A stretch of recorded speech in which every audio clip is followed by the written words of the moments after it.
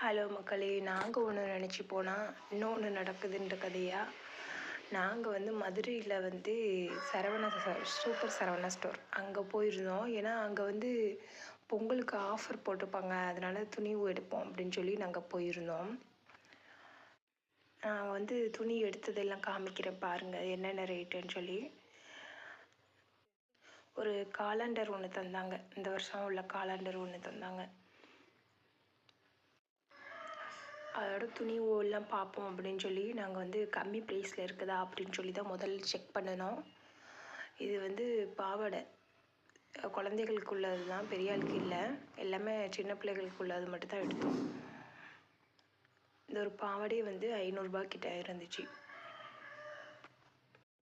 இந்த பாவாடைக்கு மேட்சிங்காக வந்து நம்ம சட்டை எடுக்கணும்ல சொல்லி சட்டை எடுத்தோம். பார்த்தா அந்த சட்டை வந்து சட்டையோட ப்ரைஸ் வந்து கம்மி தான், 120 என்னமோ இருந்துச்சு. பாவாடையோட ரேட்டு தான் சரியான காஸ்ட்லியாக இருந்துச்சு. நாங்கள் வந்து ஈவினிங் போல் இல்லை ஆஃப்டர்நூன் 12 மணி போல் போனோம். பார்த்தா வெளியே வரவே வந்து ஈவினிங் ஆயிடுச்சு. ஆனால் அவ்வளோ அளவுக்கு உள்ளக்கையே நேராக போனது தெரியலை, அவ்வளோ பெரிய கடை. அங்கே ஒவ்வொன்றும் எதை எடுக்கன்னு தெரியல, அவ்வளோ அளவுக்கு நல்ல நல்ல கலெக்ஷன்ஸும் அங்கே இருந்துச்சு. அதுவும் இல்லாமல் அங்கே உள்ளே சூப்பர் மார்க்கெட்டு, என்னென்ன தேவையோ வீட்டு பொருளோ எல்லாமே இருந்துச்சு. நான் வந்து உங்களுக்கு வீடியோ எடுத்து போடலான்னு பார்த்தா என் ஃபோனில் சார்ஜ் வேறு இல்லாமல் இருந்துச்சு. அதனால தான் வீடியோ கூட எடுத்து போட முடியல. அந்த உள்ளே உள்ள கடையில் கோல்டு கலெக்ஷன் கூட வச்சுருந்தாங்க. சூப்பர் சரவணா ஸ்டோரில் உள்ள கோல்டு கலெக்ஷன்ஸு, சில்வர் கலெக்ஷன்ஸ் வச்சுருந்தாங்க.